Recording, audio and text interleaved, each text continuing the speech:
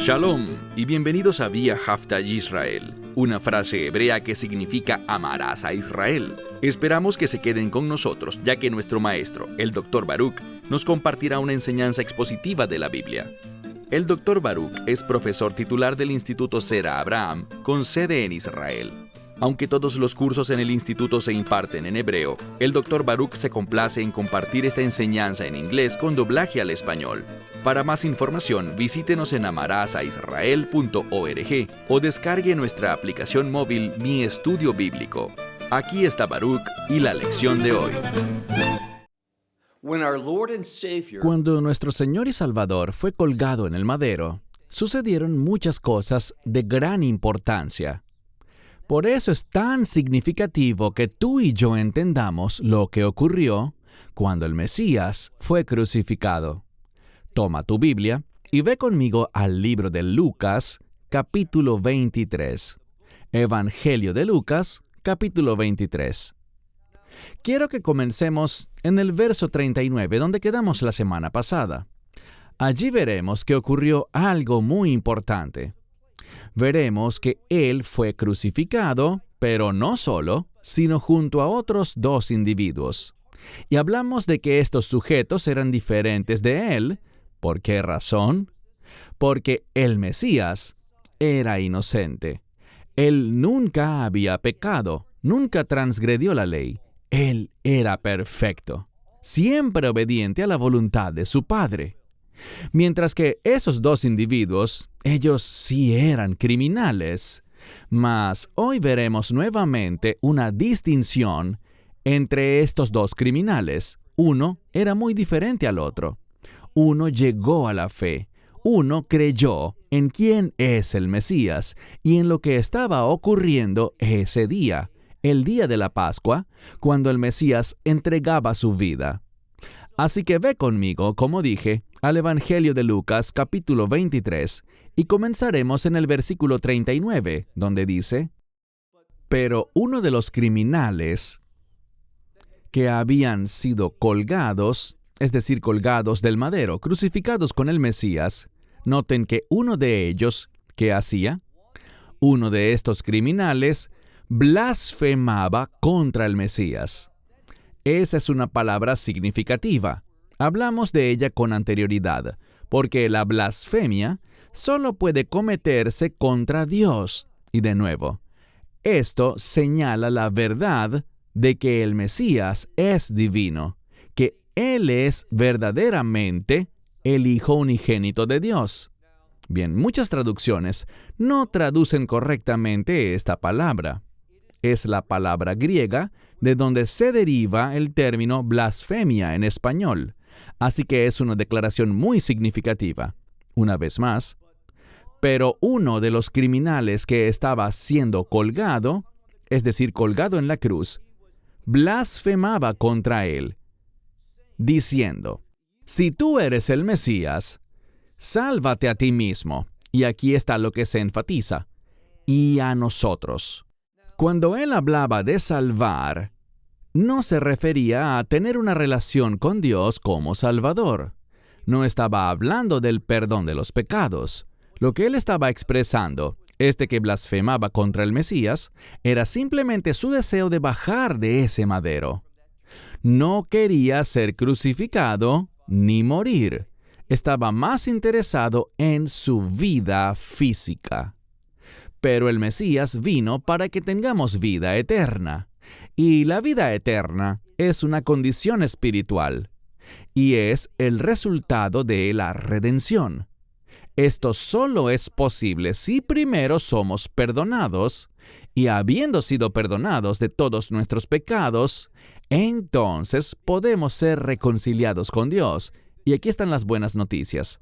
Somos reconciliados con Él por los siglos de los siglos. Ese no era el propósito de que blasfemaba contra Yeshua. Todo lo que él quería era simplemente no morir ese día. No quería sufrir las consecuencias de sus pecados. Mira ahora el verso 40. Pero el otro, y de nuevo, es esta palabra tan significativa. Quiere decir otro, pero de un tipo diferente. Y el uso de esta palabra le dice algo al lector. Muestra que este criminal, sí, era culpable. Él lo entendía y lo veremos en un momento.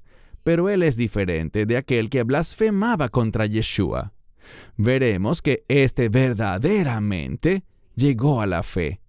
Por eso, noten que este otro criminal respondió y dice que lo reprendió. Él está reprendiendo al otro individuo que blasfemaba contra Yeshua. Y le decía, ¿acaso no temes a Dios? Y esto es de lo más significativo. ¿Qué era importante para él? ¿Qué había cambiado? Pues la manera en que el Mesías se comportaba y lo que estaba por suceder ese día causó que este criminal, que era culpable, era un pecador, pero el Mesías fue enviado a este mundo para salvar a los pecadores.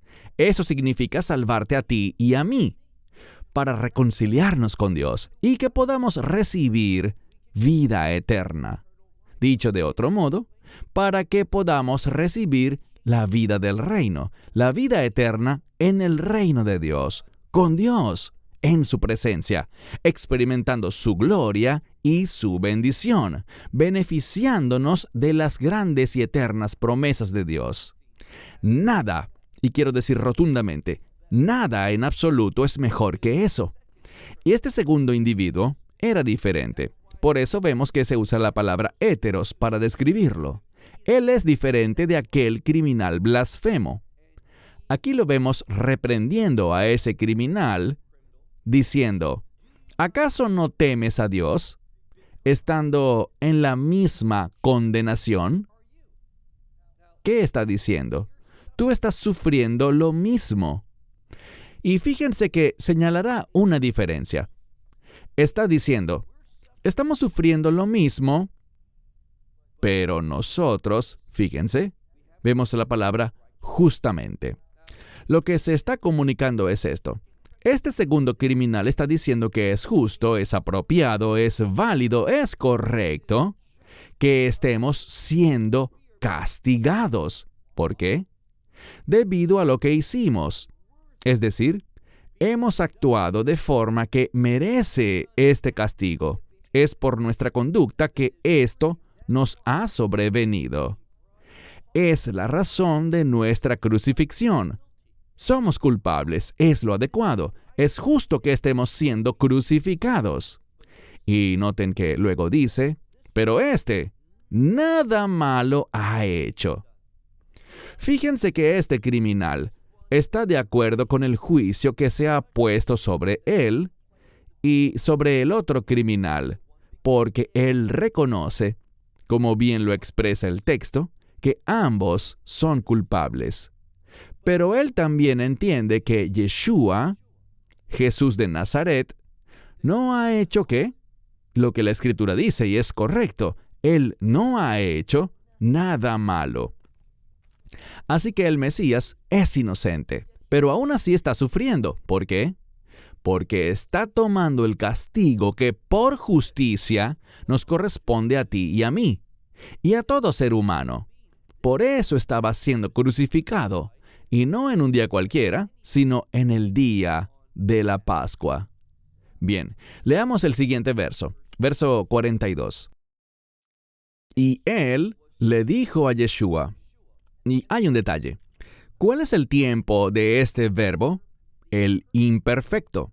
Y les he compartido muchas veces que cuando se usa el tiempo imperfecto, debemos anticipar un cambio. Eso es lo que está ocurriendo con este criminal. Él es culpable, merece la crucifixión, pero hay un cambio que ha ocurrido en él. Y por lo tanto, noten lo que dice. Leamos otra vez el verso 42. Y él le dijo a Yeshua, acuérdate de mí. Hemos hablado del hecho de que acordarse o recordar es un término de pacto. Cuando uno recuerda, eso está relacionado con recordar las promesas de pacto de Dios. Y por eso, esto era lo que le interesaba a él, las promesas de pacto de Dios. Él entendía que Yeshua estaba relacionado con esas promesas de pacto. ¿Qué promesas de pacto? Las promesas del nuevo pacto, ese perdón y ese olvido de parte de Dios que ya no recuerda ninguno de nuestros pecados. Por lo tanto, le dice a Yeshua, acuérdate de mí. Y lo que resalta aquí es cómo se dirige a Yeshua. ¿Cómo lo llama? Señor. Dice, acuérdate de mí, Señor, cuando vengas en tu reino. ¿Qué nos dice eso? Nos dice que este criminal ciertamente era diferente. Él no era como el que blasfemaba porque entendía que Yeshua era el Rey. Y me refiero al Rey Mesías, el Rey de Reyes y Señor de Señores. Por eso lo llamó Señor. Él creía en esas promesas de reino de las que leemos y aprendemos ¿dónde? En el pacto de Dios. Mira ahora el verso 43. Y Yeshua le dijo, de cierto, es la palabra amén. De cierto te digo hoy, y noten la siguiente frase, conmigo. Les he compartido muchas veces que esa palabra tan simple, con, es muy importante. Con es una palabra de redención. ¿Por qué lo digo? Porque solo a través de la redención, tú y yo podemos estar con Dios. Esto es solo para los que han sido redimidos por la sangre del Cordero de Dios, por la sangre del Mesías. Para eso fue crucificado, específicamente en el día de la Pascua, para que nosotros podamos experimentar la redención. Este hombre lo entendió, y por eso noten lo que dice esta escritura en el versículo 43. Y Yeshua le dijo, hoy, conmigo, tú estarás en el paraíso. Bien, el paraíso no es el cielo.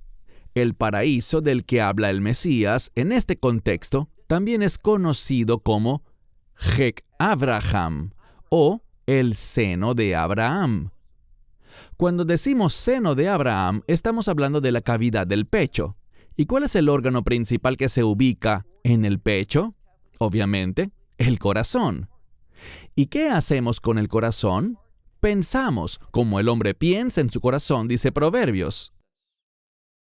Y lo que encontramos aquí es que el seno de Abraham era para quienes pensaban como Abraham. ¿Y cómo pensaba Abraham? Espero que recuerdes ese pasaje del libro de Génesis, capítulo 15, versículo 6. Y Abraham creyó a Dios. Así era como él pensaba, con fe. Y por lo tanto, eso le fue contado por justicia. Como consecuencia, el seno de Abraham es un lugar para los justos. Y como este criminal se puso de acuerdo con Dios, lo cual está relacionado con el arrepentimiento, entrar en acuerdo con los estándares de Dios, él reconoció su culpa, que había violado la ley de Dios y que estaba recibiendo un castigo justo. Pero él tenía esperanza, y esa esperanza estaba conectada con el Mesías. Por eso dice, acuérdate de mí cuando vengas en tu reino. ¿Y recuerdan lo que le respondió? ¿Qué le contestó Yeshua? De cierto te digo que hoy, eso es lo que se enfatiza, conmigo estarás en el paraíso. Verso 44. Bien, para que podamos entender el versículo 44, debemos tener una perspectiva correcta de la Torá. Porque cuando leemos la Torá, y estoy hablando específicamente del segundo libro de la ley, el libro de Éxodo, leemos en Éxodo, capítulo 12, verso 29, que cuando ocurrió esa redención, cuando Dios hirió a los egipcios, lo hizo en medio de la noche. En otras palabras, esta redención ocurrió en plena oscuridad. Por lo tanto, en el judaísmo vemos que hay una conexión entre la oscuridad y la redención. Bueno, ¿qué está pasando aquí? El contexto es sencillo. Vemos que el Mesías está colgado en ese madero, está siendo crucificado y también estos dos criminales con él. ¿Y qué sabemos? Que el Mesías fue crucificado no en un día cualquiera, sino en el día de la Pascua, el día 14 del primer mes. Ese día es la Pascua, ¿Y qué elemento es vital en la Pascua? La sangre. Hay que disponer de la sangre. El Mesías derramó su sangre y esa sangre produjo redención. Redención para el mundo entero. Recuerden lo que hablamos la semana pasada, lo que dijo Juan el Bautista. He aquí el Cordero de Dios que quita el pecado del mundo. No solo el pecado de los judíos, sino todo el pecado de toda la humanidad. Por lo tanto, leamos el verso 44.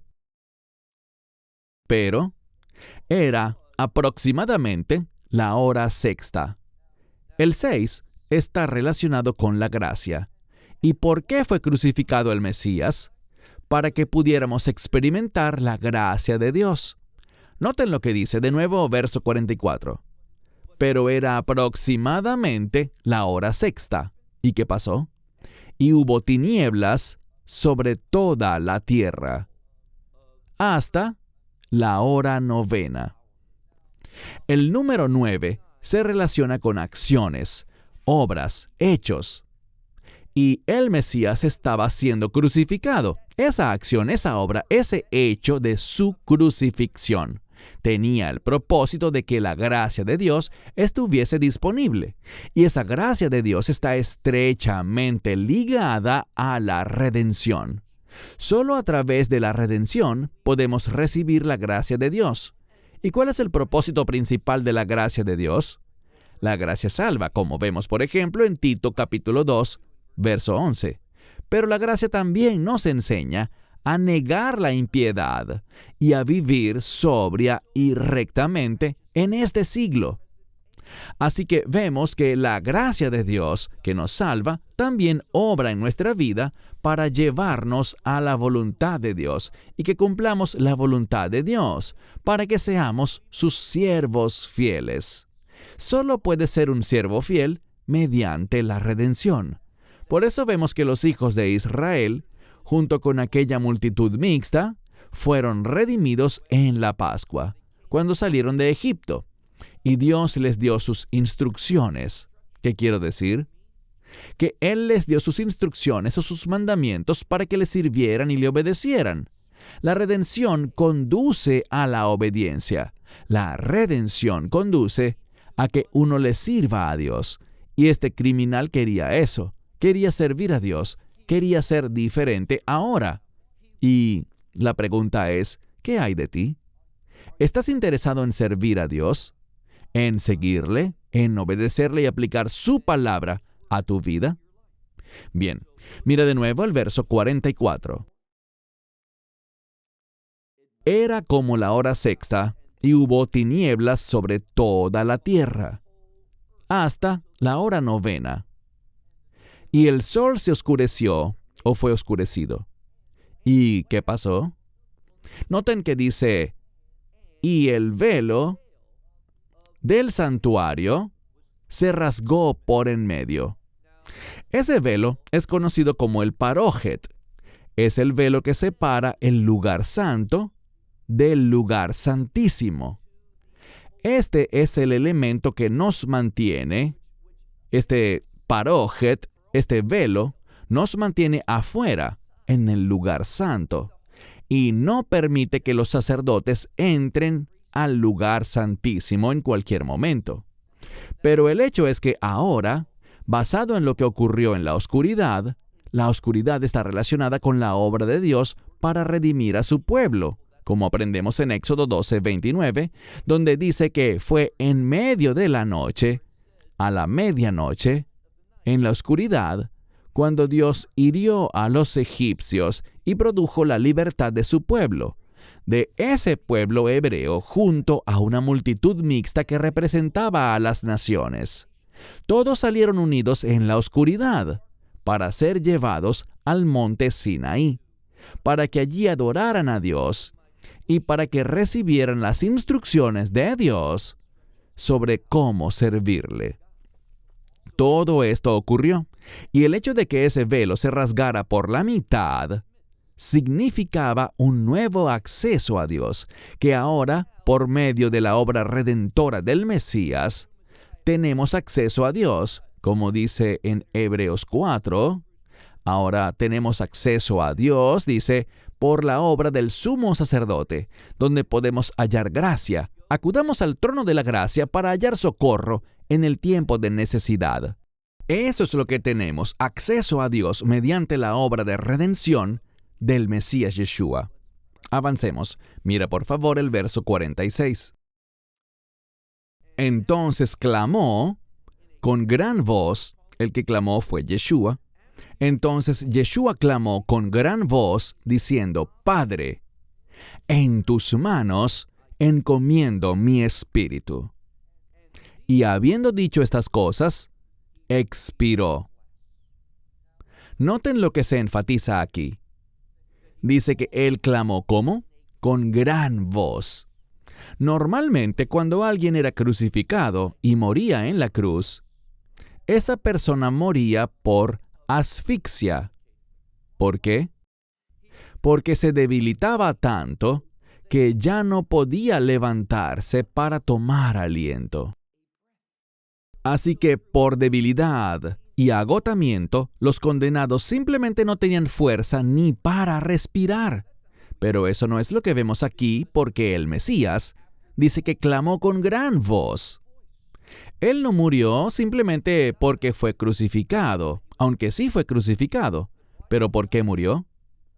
Porque la muerte está relacionada con el pecado, y los pecados del mundo, como dice 1 de Juan capítulo 2, los pecados del mundo, no solo nuestros pecados, los pecados de los creyentes, sino los pecados del mundo entero, fueron puestos sobre Él.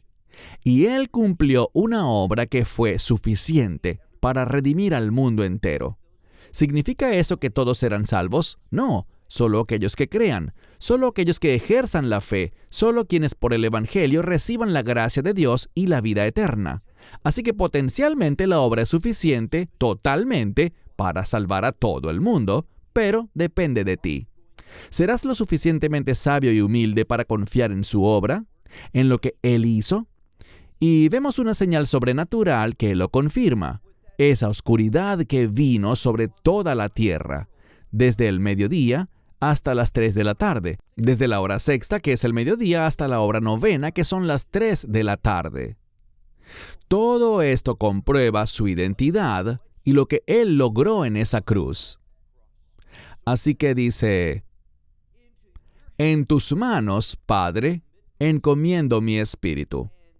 Y habiendo dicho esto, expiró. Noten algo más. Miren el verso 47.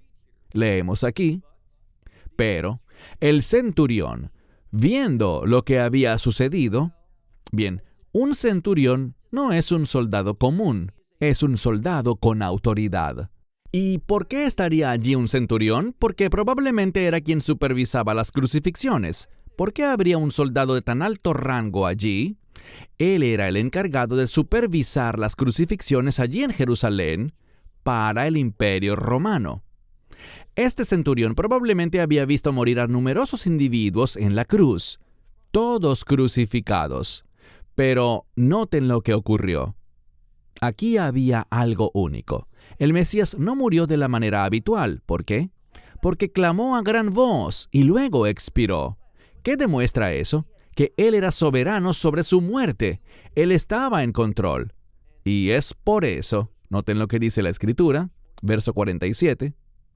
Pero el centurión viendo, allí está el énfasis, cuando el centurión vio lo que pasó, ¿qué hizo él?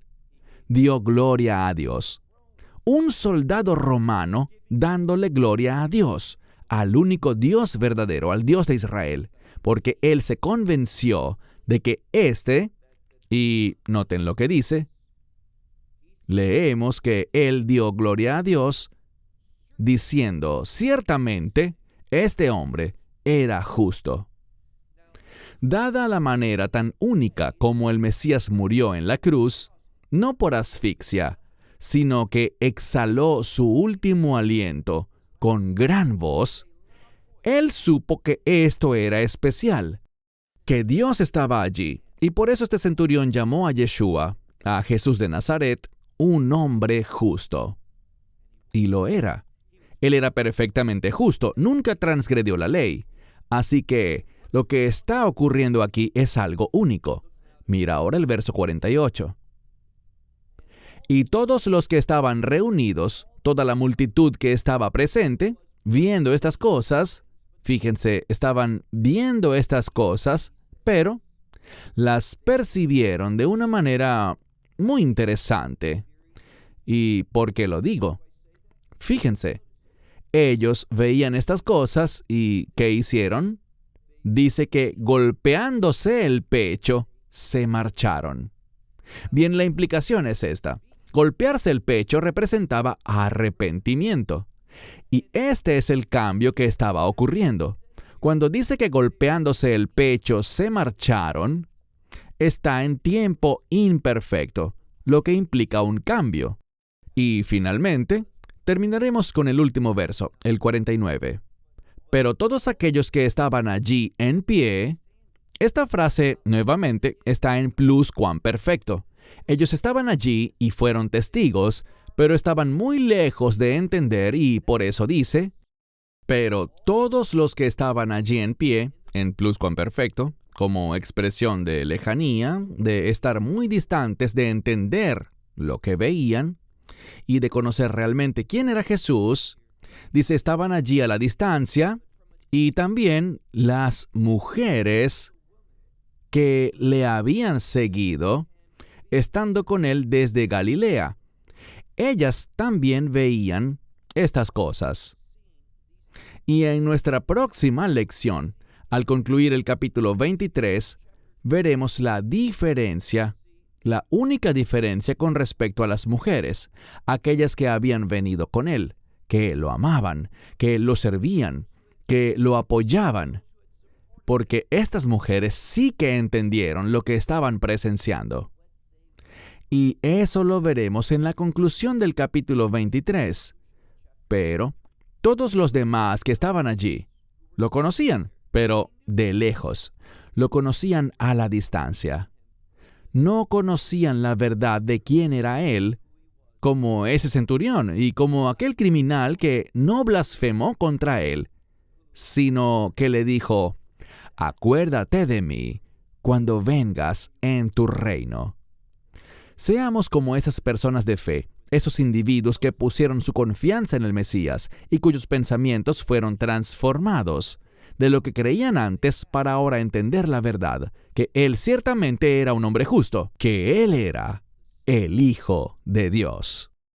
Esperamos que te hayas edificado con el mensaje de hoy y lo compartas con otros. Te invitamos a seguir nuestros estudios cada semana por este canal y por el portal de YouTube de Amarás a Israel. También puedes descargar nuestra aplicación móvil gratuita, Mi Estudio Bíblico. Finalmente, para obtener más información sobre nosotros, visita nuestra web amarasaisrael.org, donde encontrarás otras conferencias de Baruch en audio, video y texto. Hasta el próximo programa. Que el Señor te bendiga en Yeshua HaMashiach, Jesús el Mesías, mientras caminas con Él. Shalom desde Israel.